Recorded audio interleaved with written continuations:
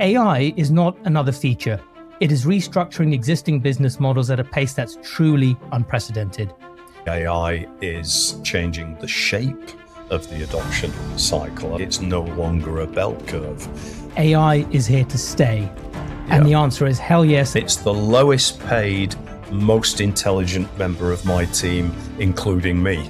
You've watched digital x-rays, intraoral cameras, cloud PMS. You can either sack people or you can create the time that allows your people to do more interesting and more fruitful things. Here's the challenge I want to put to you about the Golden Goose thesis. What I was seeing was the motor car replacing the horse, the television replacing the radio, the internet switching on again. It was that big. This is the TechDental podcast, the strategic intelligence hub for leaders shaping the dental industry. We break down how AI, data, and operating discipline drive performance and scale. I'm Dr. Randeep. Let's dive in.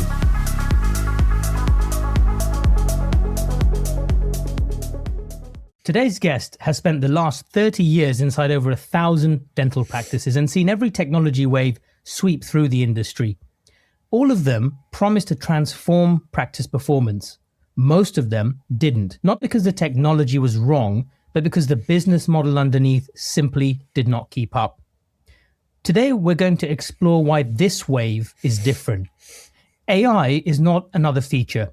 It is restructuring existing business models at a pace that's truly unprecedented. Who captures the value and who gets left behind? Coach Barrow, welcome to TechDental. It's an absolute pleasure. Thank you so much for the invitation, and it's a real treat to spend some time with you, Randeep. Thank you. Chris, you've been coaching dental practices since 1997. You're a household name in the industry. I want to start somewhere that feels almost too simple for someone of your experience. What is the single most consistent finding after all that time? The thing that has never changed, no matter what technology came through the door? Wow, what a brilliant first question. It's interesting that looking back, the one constant through all of this, which hasn't changed, is human nature. The very first year that I actually visited a dental trade show, it was 1996, and it was the NEC. And I spent the best part of the day wandering around. Why was I there, by the way? Because by the time I'd got to 1996, I was beginning to work with a few dentists in amongst a client base of butchers, bakers, candlestick makers, and other professions. And I'd gone along to the trade show at the invitation of a dental laboratory owner that I was working with. And he said, it's the motor show for dentists. And I thought, well, that sounds interesting. Spent the whole day wandering around and didn't meet a single human being that I knew, apart from the guy that had introduced me. And here we are, all of these years later. I'm actually popping into the dentistry show on Saturday. And I have absolutely no doubt that for me, it will be like a school reunion, because I'll be meeting people on the supply side of dentistry, as well as practitioners who I've known for 3 decades. So let's get back to that human nature point. I think the latest statistic is that around about 4% of the working population of the United Kingdom are crazy enough to run their own businesses. We know that in dentistry, when I came into dentistry back in the 90s, there were about 12,000 independently owned practices in the UK. That number is now down to about 8,000, because the other 4,000 have gone into what we used to call corporate ownership, what I think we now call group ownership.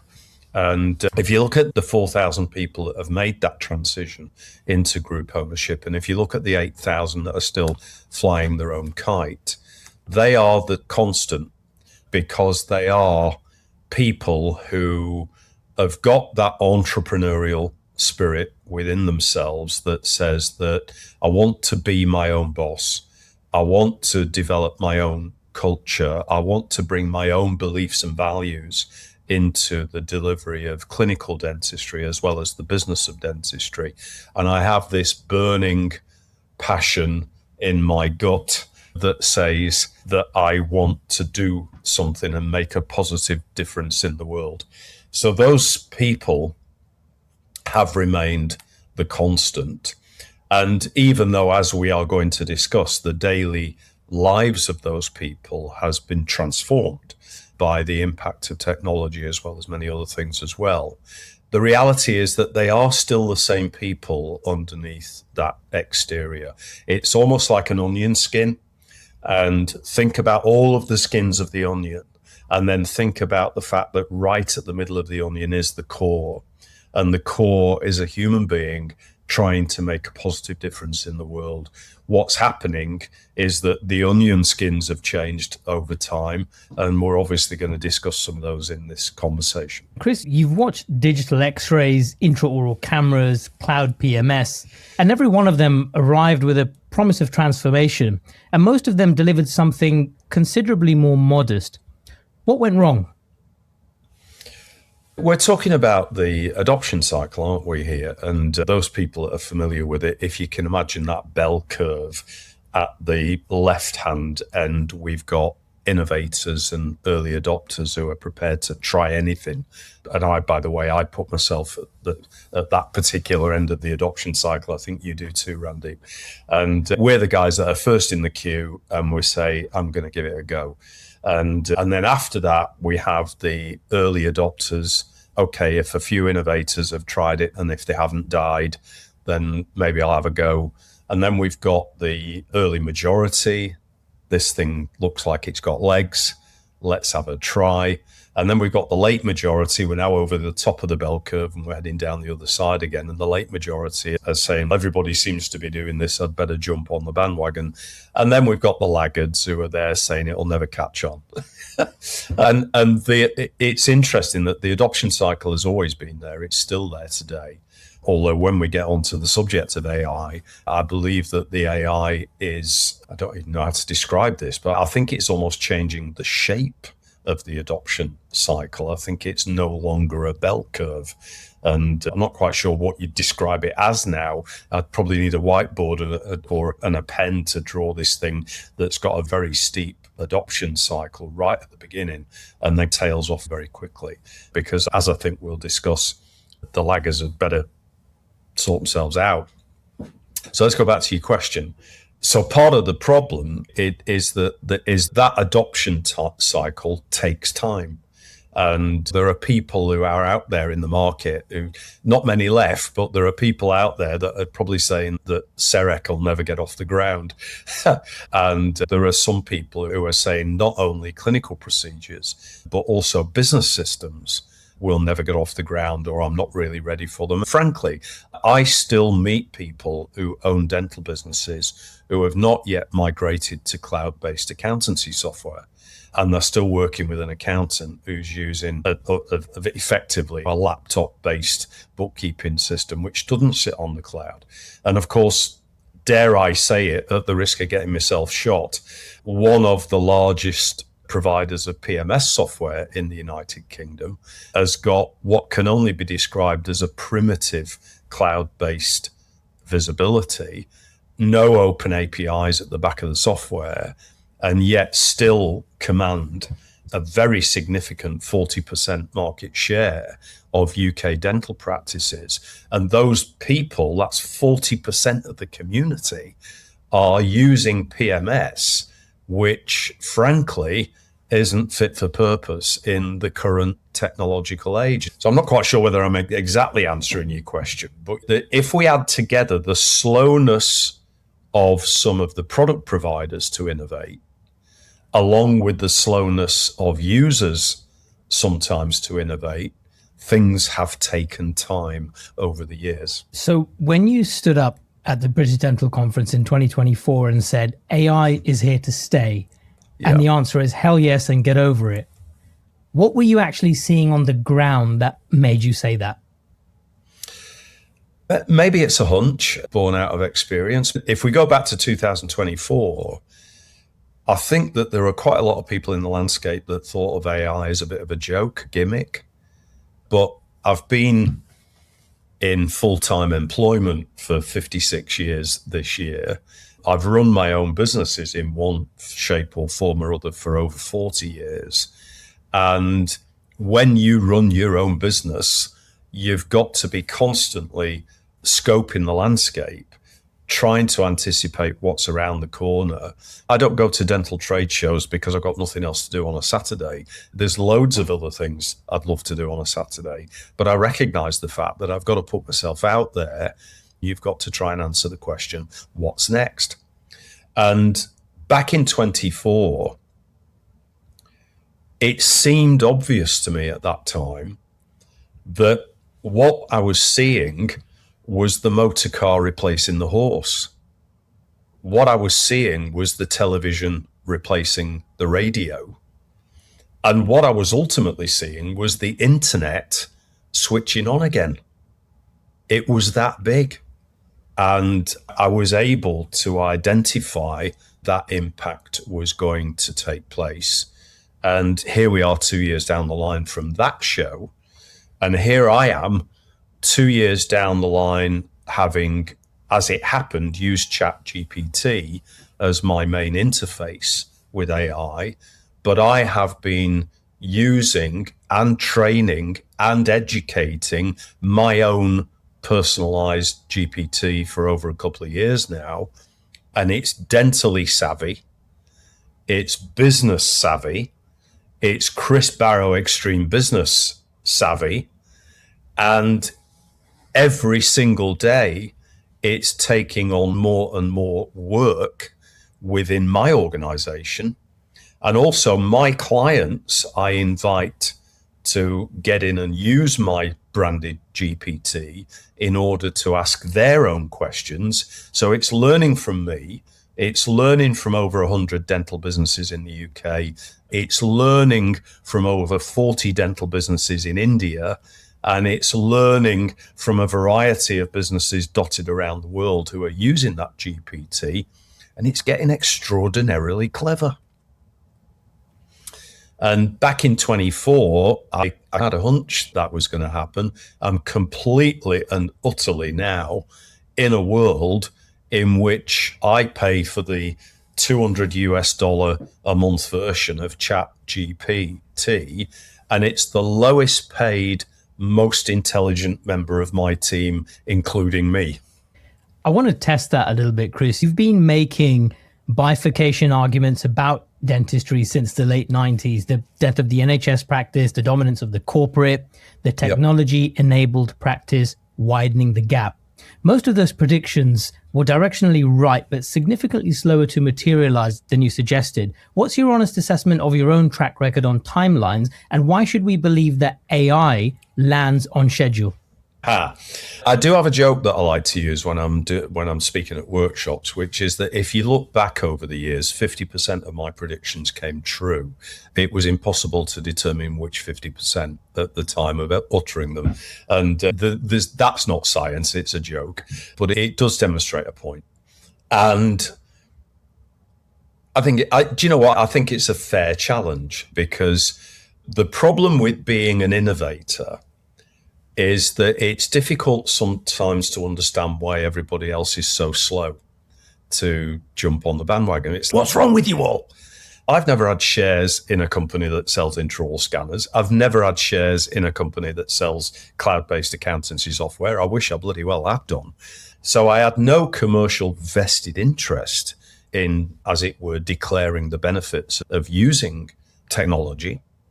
I just always saw it as common sense. But there is a famous joke, isn't that common sense is not so common. And so historically, you know what, you've been absolutely right. I've got a very small cohort of clients, former clients, colleagues and friends who listen very carefully to what I say. I'm very fortunate in that respect. And of course, they challenge and push back and argue and say, do you know what, Chris, don't think you're right. But what they do is they say, okay, he's probably actually been right more than he's been wrong. So let's just keep an eye on what he's saying. But that still, after all of these years, represents a very small cohort within the industry. I don't actually know how many clients I've worked with over 30 years. I've just never kept count. But if I had a guess, it would be somewhere between 10 or 20% of the community. And you know what? Maybe, just maybe, Signor Pareto was correct.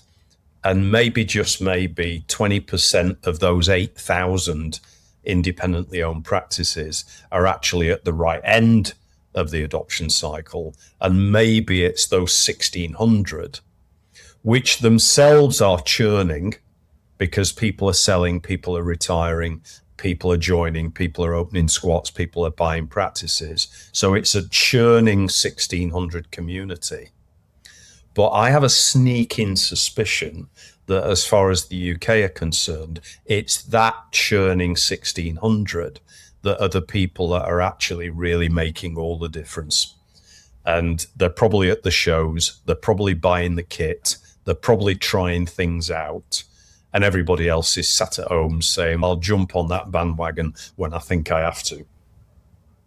However, because there's a however at the end of this, what remains to be seen is whether the impact of AI-driven systems, both in clinical delivery and in business, whether the impact will be as slow to take off as all of the other things that we've talked about.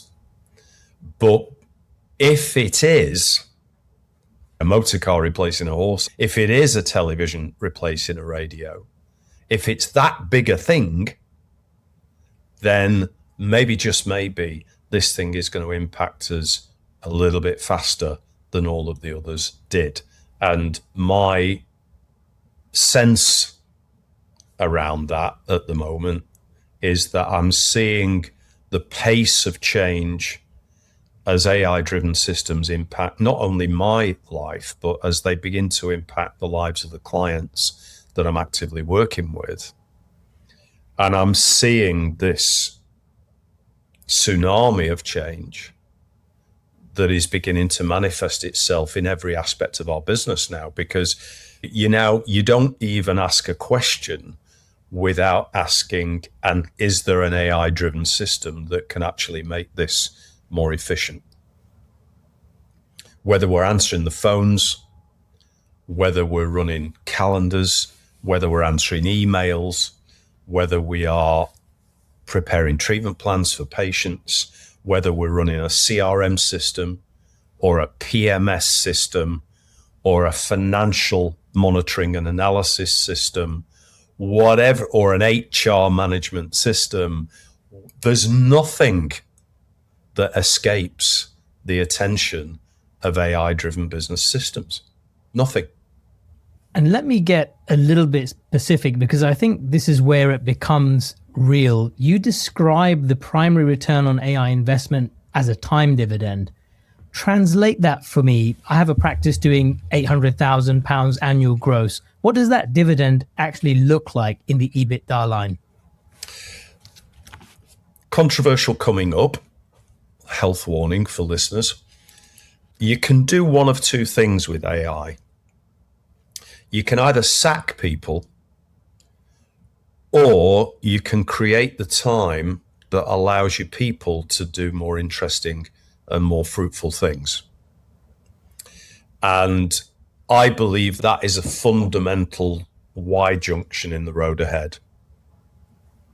And the controversy is that I believe that fork in the road will be determined by whether or not your business has got institutional finance behind it or not. And this is where I'm going to have a go at the private equity guys particularly.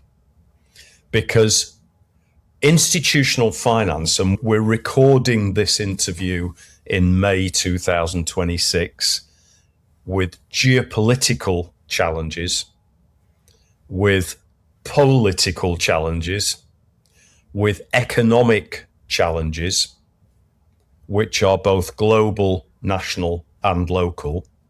It's a tough time.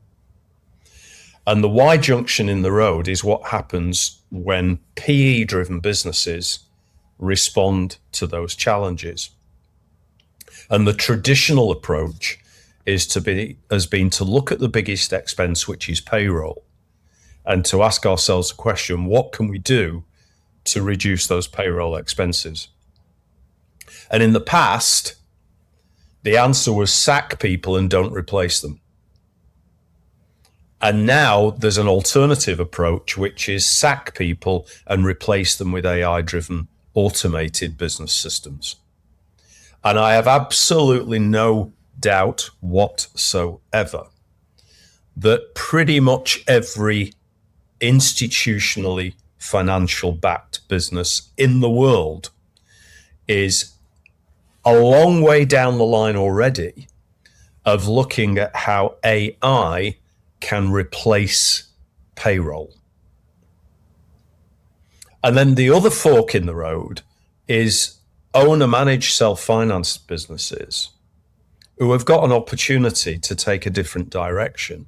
And the different direction is, how can we use AI-driven business systems to allow our people to do more interesting things? And when I say more interesting things, more interesting for them as employees, as team members, and also more interesting in terms of the end result that they deliver to the consumer. And this is where I am very passionate about the interface between technology and hospitality. Because I'm going to quote from the author of the book Unreasonable Hospitality, restaurateur Will Guidara, and all of my clients have that as a compulsory read as part of our coaching program.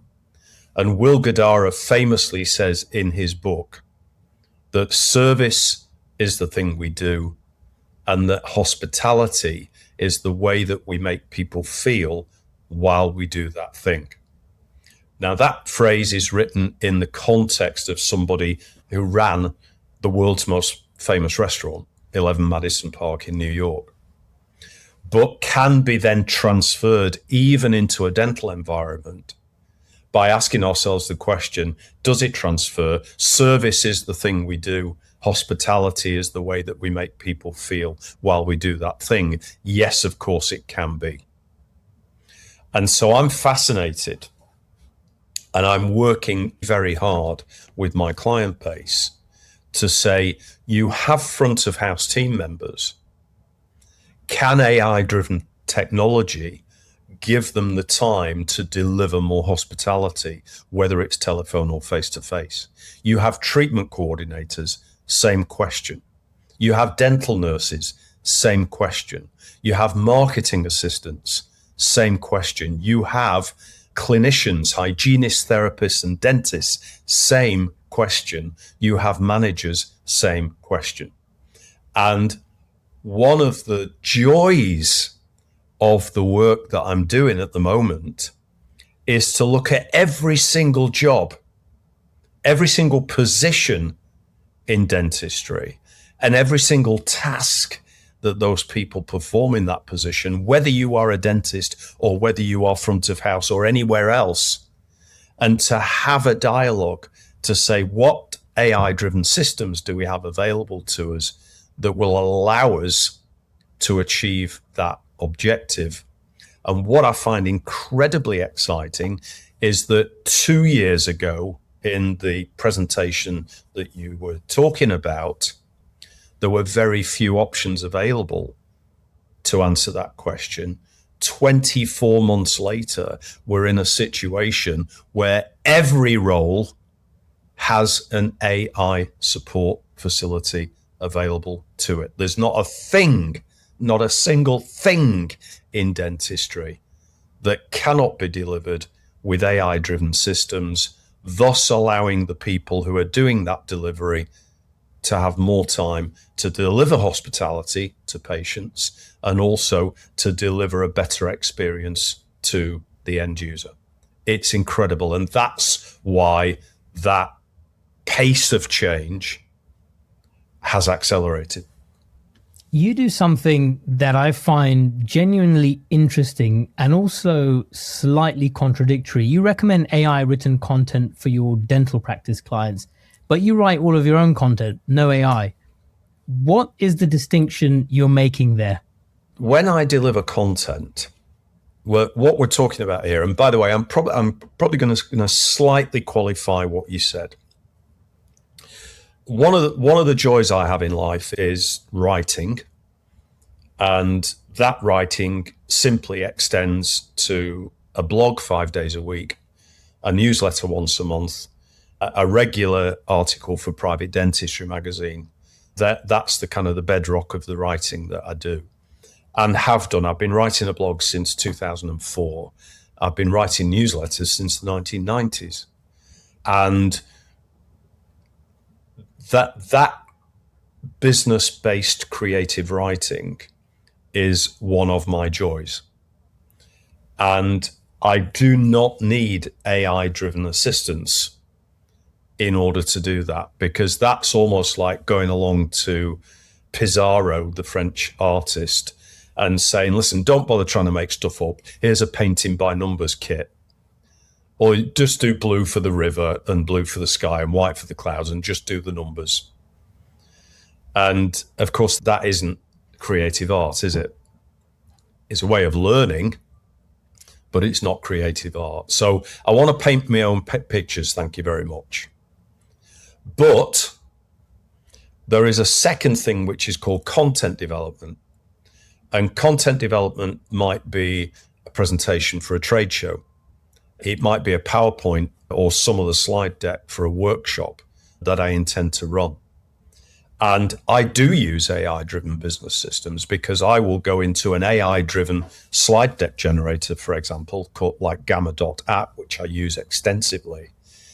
And I will start a conversation with Gamma.app, and I will say, I would like to create a deck which will demonstrate these points, and Gamma will create the deck for me. Or alternatively, I will give a presentation at some event. I will have a note-taking device that will record everything I say during that presentation, and I'll then drop the transcript of that presentation into something like Gamma.app and say, please turn this into a slide deck for me. Or please turn it into a PDF that we can generate and brand and offer to our clients, as a kind of a PDF guide to the 10 bullet points that Chris covered. So let's make that distinction, shall we please, between musing on my opinions as to what's going on. I want to keep that pure Chris Barrow, and I want to make all the mistakes that I make there, as opposed to generating content, which I'm very happy, educative content, which I'm very happy to enroll AI as my content creation partner in there. That's the difference. Let's talk about the treatment coordinator. You've made the TCO central to your performance framework for years. AI is now moving into exactly that space. There's treatment plan presentation, case acceptance support, patient communication. Where does AI augment the TCO, and where does it make the TCO role redundant? It doesn't make the TCO role redundant. Let's start there. And frankly, this might be the shortest answer I'm going to give you, because I'll just refer you back to my previous point, which is that TCO by definition is somebody who understands the importance of creating a hospitality experience for the patient, by definition. You could argue that I'm going to get in trouble. When you're going to say something, you're going to get in trouble for it. You could argue that a brilliant treatment coordinator is a qualified dental nurse with a personality. And I apologize for any offense caused by that, but it's tongue in cheek, but you understand the point. And so the beauty of AI-driven business systems, whether it's a CRM system, whether it's a telephone system, whether it's a booking system, or whether it's a presentation system, is that my treatment coordinator is now in a situation where he or she can invest more and more time into the hospitality experience that they're delivering to the patient. I'm sorry to repeat myself, but that is the answer. I'm going to push back on the whole AI position here because you're telling your Extreme Business 100 clients to adopt AI tools. That recommendation is generating a subscription line on their overheads. What's the specific evidence from inside those practices that AI is actually delivering the time dividend that you were describing rather than just adding another platform that gets partially adopted and mostly ignored? So let me take you on a stepping stone journey. Let's imagine that one of my daughters tells me that she's getting married and that I'm very nervous about having my photograph taken in public, or I'm very nervous about eating in public because of my dental condition. And the fact that my daughter has announced her wedding has been the trigger event that has said, oh my God, there's going to be loads of cameras around. I'm going to be sat in a room full of people having the dinner. I need to get something done about this. So that was the trigger event. Let's look at the first step in this stepping stone across this pond. I'm in the pub on a Friday night having a pint with my best mate. And I say to him, you'll never guess, my daughter's told me she's getting married. Oh my God, well done, let's get around in. Yeah, but I'm really embarrassed about my smile. Now, I know you went to see a dentist, you had your smile done. Who was it? And the guy says, oh, actually, my guy's Dr. Randeep. He's got a practice in down the road. Really nice guy, lovely team, lovely practice. You should go and see Randeep. And I go, what was his name again? Randeep. What was the name of the practice? Okay, fine. Let's get another round in. And we carry on talking about football or whatever.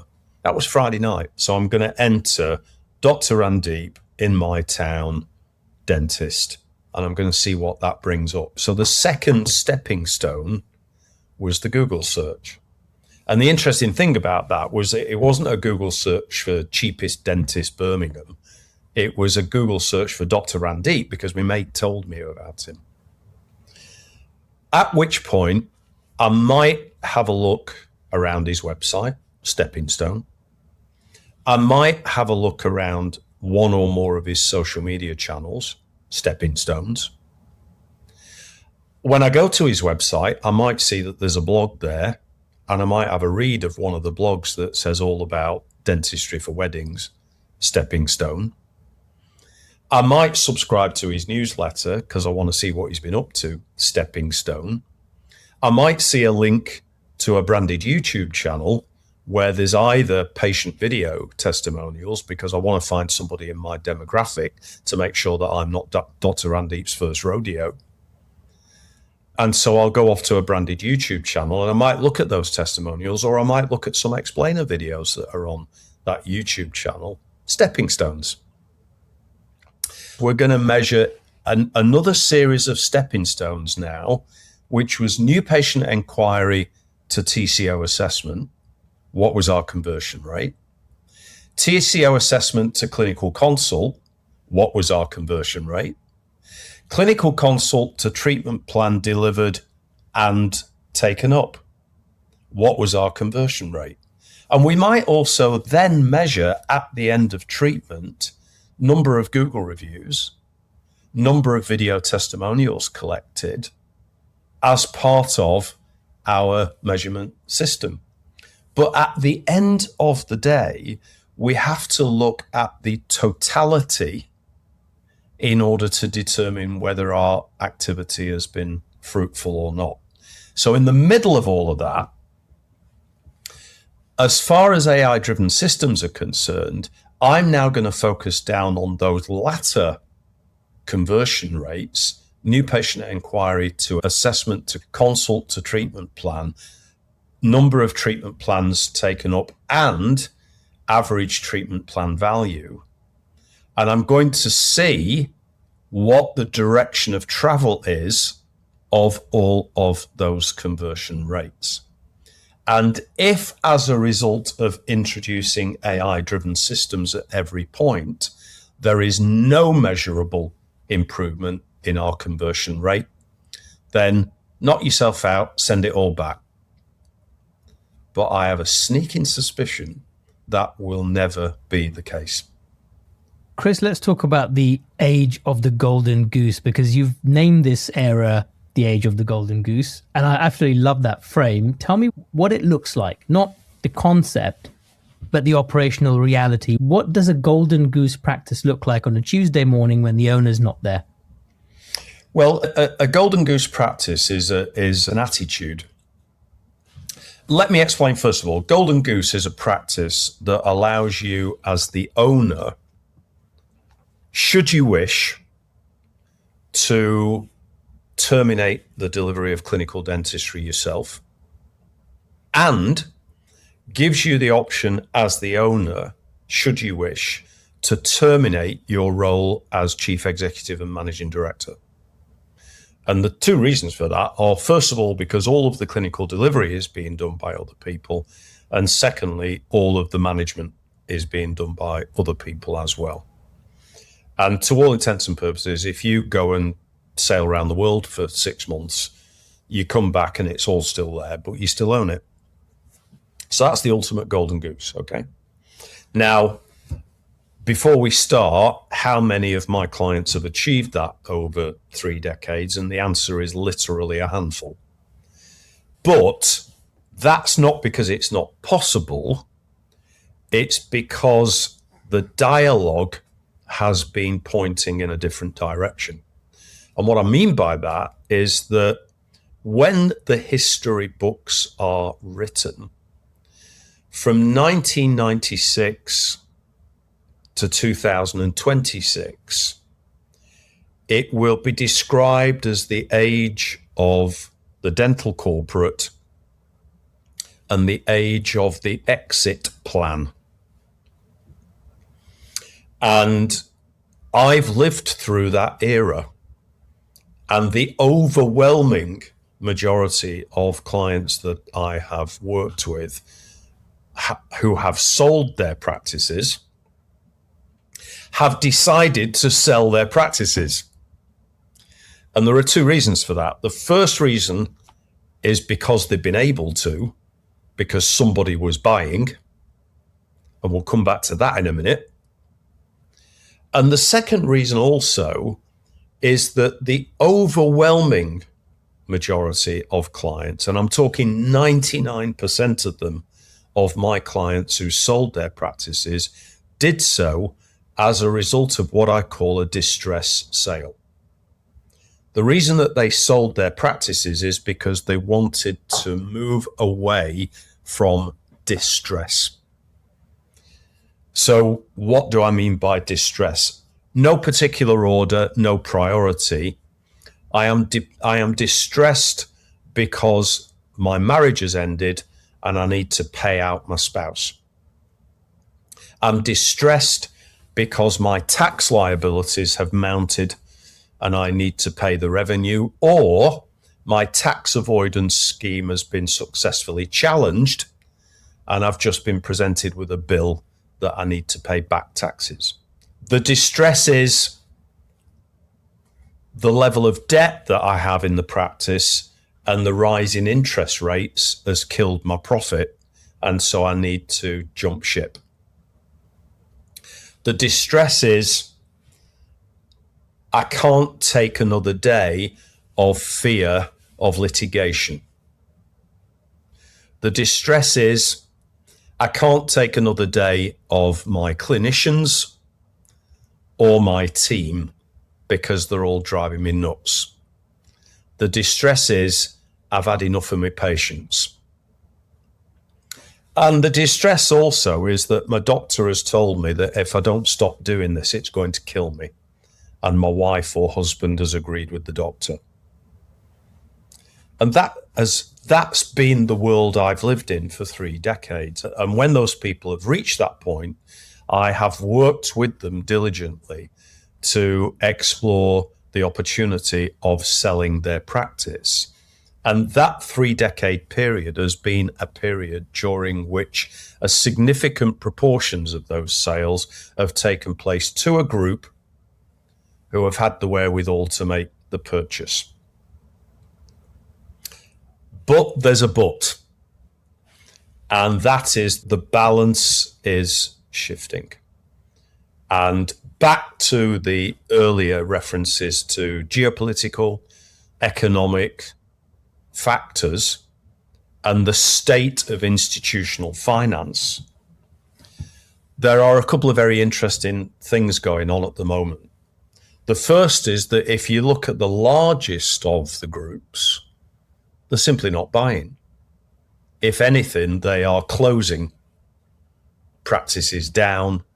They are consolidating their portfolios, because those same PE guys that we were talking about earlier on not only are saying, how do we reduce our payroll costs at head office and regionally, but how do we reduce our payroll costs in individual locations? And the answer is close them down, move them into super centres, or chuck the keys down the grid and go. And we're seeing more and more evidence of that. It's been going on for a couple of years now, and it continues. Second point, if we go back 30 years and say how many dental groups were there, let's go back to the mid-90s, late 90s, I understand that there are now over 150 members of the Association of Dental Groups. Many, not all, but many of those members are institutionally financed. And the interesting thing is that they're all telling the same story, which is that we're going to buy your practice at 6 or 7 times earnings. By the way, we'll only give you 4 times earnings up front. The rest of it will either pop into an earn out, or we'll give you shares in Topco. And the plan is that we're going to get to a certain size, at which time we're going to be able to sell at 12 to 13 times earnings to an even bigger group. And then we'll get rich. And if you've had shares in Topco, you'll get rich as well. And for those of you that can remember school, this is a South Sea bubble. And call me a grumpy old man, I don't mind. But I'm seeing this bubble get bigger and bigger and bigger, and it's going to do what every bubble has ever done. It's going to burst. And that is going to create a very interesting landscape.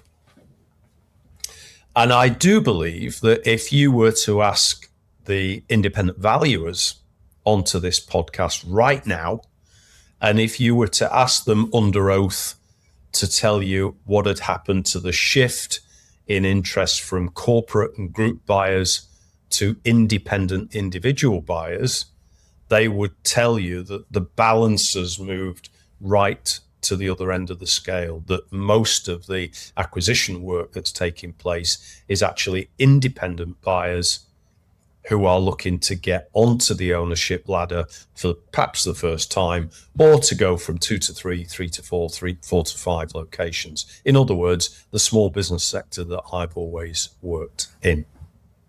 So we're seeing that massive shift in the marketplace at the moment, and it's a huge disruptor.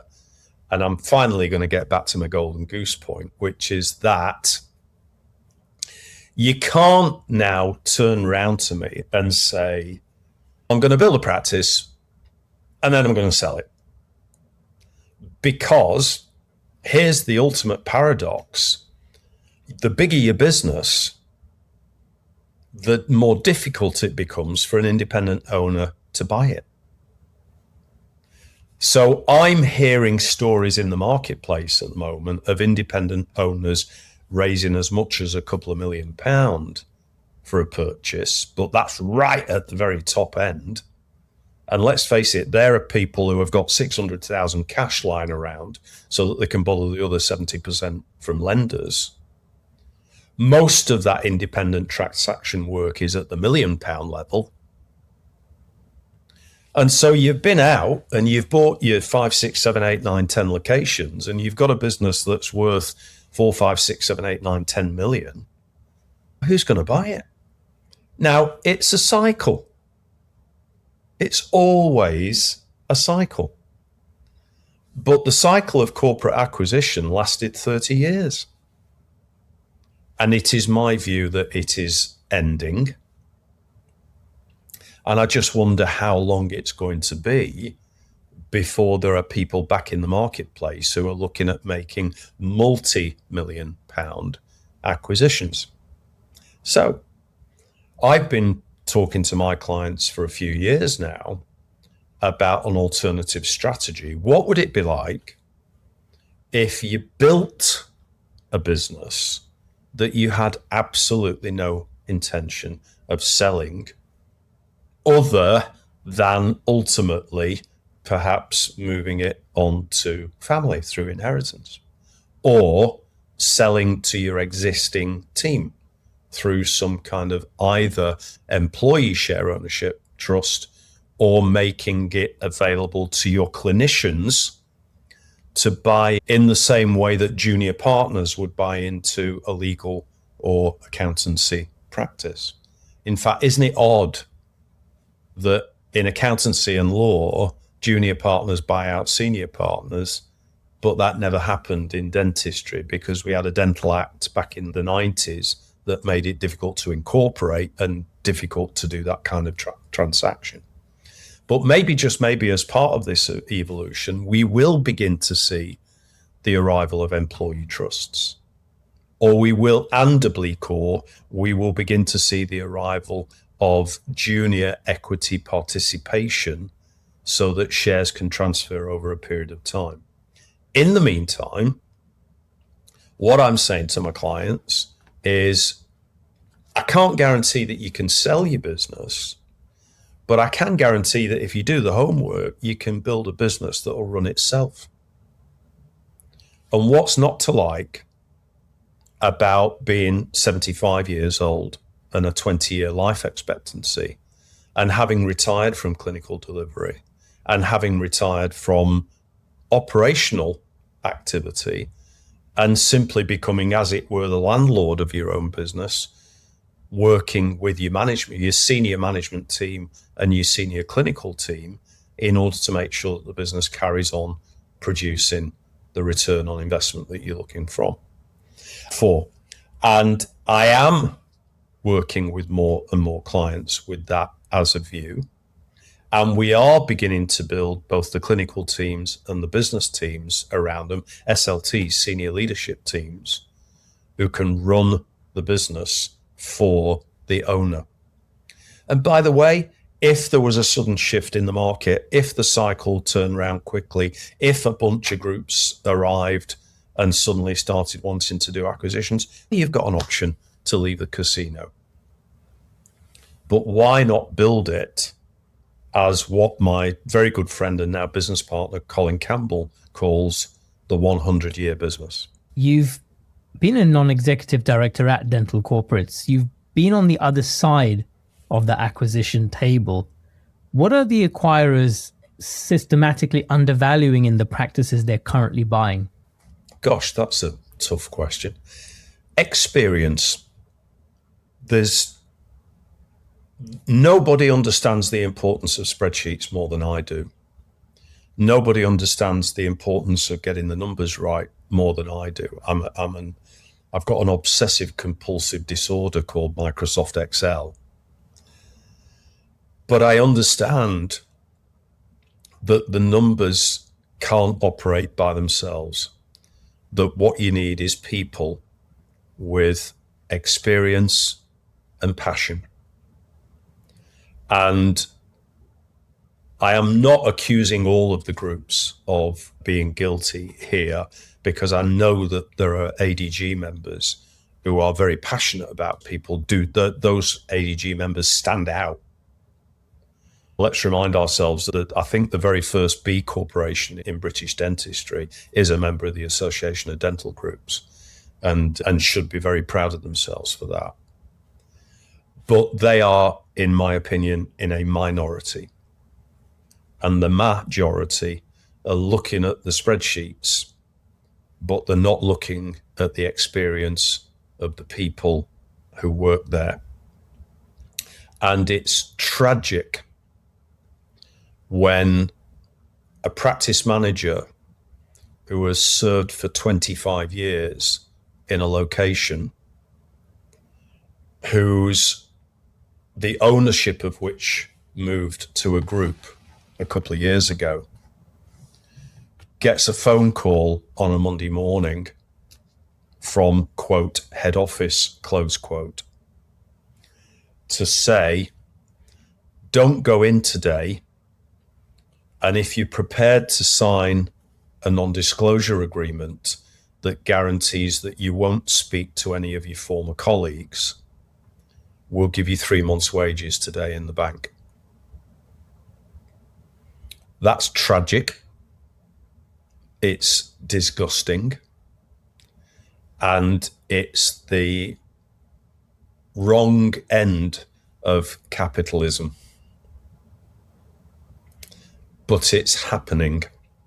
Chris, here's the challenge I want to put to you about the Golden Goose thesis. Dentistry has GDC registration, CQC oversight, clinical governance obligations that are genuinely structural. Genuine owner independence in a clinical practice is legally and professionally more complex than in most service businesses. Where does the Golden Goose model hit a hard regulatory wall in UK dentistry? And have any of your 100 practices found it? The answer to your last part of the question is no. And the reason for that is that a Golden Goose business is dependent upon two positions. The first position is managing director, and the second position is clinical director. The clinical director's job is to keep everybody out of jail. Simple as that. And that's called ethics. And the managing director's job is to keep the business profitable. And I am going to quote my good friend and business partner, Colin Campbell, again, because a number of years ago, he coined a new word, and the word is prethics. And prethics is the meeting place of profitability and ethics. And you can't have one without the other. So in the very few circumstances so far where I have worked with clients who have developed what I would describe as true Golden Goose businesses, they have achieved prethics. And the reason that they've done that is because they have had both managing directors and clinical directors who have been absolutely at the top of their game.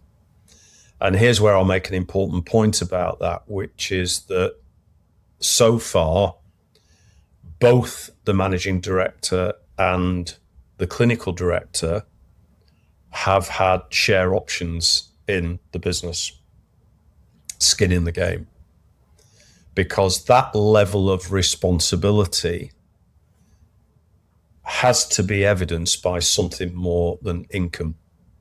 And the only other thing apart from income is equity. And where equity is involved, you are doing as much as you humanly can in order to provide what I might call the golden handcuffs that are, first of all, going to keep the people safe from being headhunted. And secondly, are going to keep them financially interested in the future well-being of the business. You said in January 2026 that the gap between practices that adapt to AI and those that do not is widening by the month. That's a very considered statement from someone who's watched 30 years of technology waves come and go. Help me understand what that gap actually looks like, not in theory, in the specific practices you're working with right now. I'm just going to go back and challenge that. I think that we need to make a distinction between technology and AI. I don't believe that they're the same thing. I believe that AI is taking us into a new dimension. Technology is just electrically powered engineering. That's all it is. And if I go along to the Air and Space Museum in Manchester and take my grandchildren along there, I can see steam engines from the 1700s and the 1800s. And that was technology. And it was technology that was driven by fire and water and air, base elements. And then along came technology that was driven by electronics. And a lot of the stuff that we've talked about in terms of the digital technology that has improved over the last 30 years and so on and so forth, it's just electronics instead of fire, air and water. AI is a different thing. Now, of course, there are servers sat in warehouses, super cooled, using up ridiculous amounts of electricity. So in that context, yes, it's still electronics, but it's intelligent electronics. And that's an entirely different thing. So I'm going to go back and I'm saying, why is this technology different from all the other technology? And my answer to that, it's going to sound ridiculous, is that it's a different type of technology because there are people who would challenge what I'm about to say, but it appears to be reasoning technology. And for me, that's the difference. Okay, everything that we've done so far has been nothing other than trying to build a better mousetrap. Since the 1700s and the spinning jenny, we're just trying to build better mousetraps. And what's happened with AI is that the servers have become so powerful now that we're now actually able to ask a different question, which is not how do we build an even better mousetrap, but what could we replace the mousetrap with? And it might even be a more intelligent mouse that does as it's told. And that's, dare I say it, the quantum change. And that for me is why we have to pause and think very carefully and say, this isn't just another bit of kit. It's a quantum change in the way that we are living our lives. I'm a road cyclist, and this is going to sound so almost corny in a way, but I've just bought my first pair of Meta AI glasses to wear whilst I am riding my bike. And I'm literally just a few weeks into this, and I'm preparing to go on a major bike ride in a few weeks' time from now. And I'm playing around with all of the technology. And I'm now in a situation where, first of all, the glasses that I'm wearing are in communication with my bike computer, in communication with the radar camera that's on the back of my bike, and in communication with the lights that are on the front of my bike. But whilst I'm doing all of those things, I am also able to interface with OpenAI and ask whatever question I want to ask in terms of the journey that I'm taking. Now, at one level, it's gimmickry. I understand that. I absolutely understand that. And I'm just like every other cyclist playing with new toys. I absolutely get that. But the other aspect of this is that I'm not just carrying around a new piece of kit that's giving me more data. I've also got an interface there to all of the knowledge of humanity, should I want to use it. And that's a quantum change. And we'd better all get ready for the fact that I'm sat on this call with a pair of Apple AirPods in. You're sat on this call with a pair of very professional looking podcast headphones and a microphone in front of you. But the reality, Randeep, is that 2 years from now, it may well be that you'll be creating podcasts like this using an entirely different type of technology that's not only allowing you to capture this conversation, but probably writing the show notes, probably creating the branded packaging, probably posting the podcast to the appropriate platforms, and probably allowing you to go into the living room, switch on the TV and watch a bit of football whilst all that is taking place. Or maybe just spend some time being more hospitable to the people that are sat on the end of the sofa with you. We're on an incredible journey here. If my 1996 self could have even an inkling of this conversation, I doubt very much whether the 1996 Chris Barrow wandering around his first dental show would have believed it possible. Chris, we're almost at the end of the podcast. I want to ask, you've coached over 1,000 dental practices, right? You've co-authored The E-Myth with Michael Gerber, and you've appeared on The Island with Bear Grylls. And it looks like you have no plans to retire. Mm-mm. What does that tell us about how you think about the value of what you're building? That's a great question. I sold my business to the Campbell Academy on the 31st of March, and I've entered into a new phase of my life. I'm 72 years old, and I've signed an 8-year service contract like a football manager to work at the Campbell Academy, although I sincerely hope I don't end up like most football managers, but I'd rather do an Alex Ferguson, I think. But first things first, I have absolutely no thoughts or intention of retiring while I'm still physically and mentally able to do this work. I will carry on doing it. Listen, I'm not a dentist. I couldn't do a filling if my life depended on it, or anything else for that matter. But dentistry are my people. I've since for 30 odd years, this profession has provided me with a very good income. It's allowed me to build what ultimately, after a number of false starts, has become a very successful business. It's allowed me to sell a business at the value that I'd always wanted. But it's much more than that. The best man at my wedding was a dentist and client. I go road cycling with dentists. I'm very proud to be an advisor to Bridge to Aid, the dental charity, and I'm equally proud of the fact that my wife, who is a retired dental hygienist, works for Bridge to Aid, the dental charity, and we're very closely involved with delivering training in Tanzania. I've got dentistry written through the middle of me like a stick of Blackpool rock. And I define myself as a dental business coach. That's the difference I've made in the world in terms of, as you say, all the crazy stuff I've done, whether it's been celebrity television or, not celebrity, reality television, I should say, and do some crazy stuff around the world, not just on bikes. I've got 35 marathons under my belt, although I'm now a retired marathon runner. The body's not capable of doing it anymore. I've had a great life.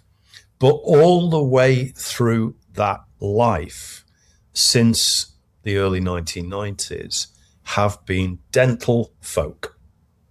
And along the way, I've been very blessed to have the opportunity of working with some, if I can use a football metaphor, some Champions League practices, both UK and overseas. I've seen best practice as a reality, and I've learned a huge amount from it. And I've also sadly seen practices that haven't worked out, and I've been able to see the reasons why that has happened. And I've ended up with a family of friends whose friendship is one of the greatest joys of my life. Well, last year, I decided to take 1 week off work and to stay at home. And I said to my wife, Annie, I said, I'm staying at home for a week. I'm closing the office down. I'm going to have a retirement rehearsal. I'm in your hands. I'm going to ride my bike every day, but the rest of what we do is entirely up to you. I lasted 4 days, at the end of which I said to Annie, I just want to thank you, because this has been a fantastic exercise in revitalizing my enthusiasm for my working life. Chris, when historians look back at this specific window in dentistry, will they say the practices that built lasting value did so because they had the best clinical team, the best technology, or the clearest understanding of what kind of business they were actually building? What the historians will say is that the practices who survived, prospered, and endured were those that were completely, totally, and utterly committed to making a positive difference to the people that they served as patients, to the people that they employed as team members, and to the people that they partnered with as self-employed clinicians. And that the interesting coincidence is that those practices were profitable as well. Chris, we've come to our lightning round. Quick answers, if you're ready. I'm ready. A principal dentist 5 years from exit has not thought seriously about AI yet. First thing they do this week, one thing. Read a book called The AI-Driven Business Leader by Jeff Woods, and then get on with it. The biggest mistake practice owners make when they encounter a new technology, and it's not whether they buy it, what is it? Waiting for other people to prove to them that it's useful. The one question every practice owner should ask before adding another system, platform, or tool to their business. Is this going to feed me or is it going to eat me?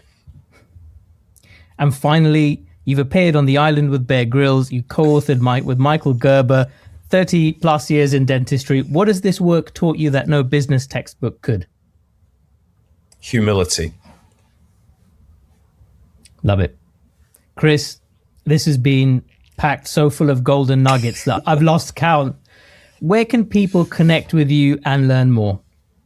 Thank you for asking. As I say, I sold my business not many weeks ago, and so we're in a kind of a transitional process at the moment. My existing website is still there, and it is coachbarrow.com, COACHBARRO, and I'm still there, and everything that you need to know about me is there. Also, take a look at my LinkedIn profile, which is Coach Barrow, because it's a pretty well populated LinkedIn profile as well.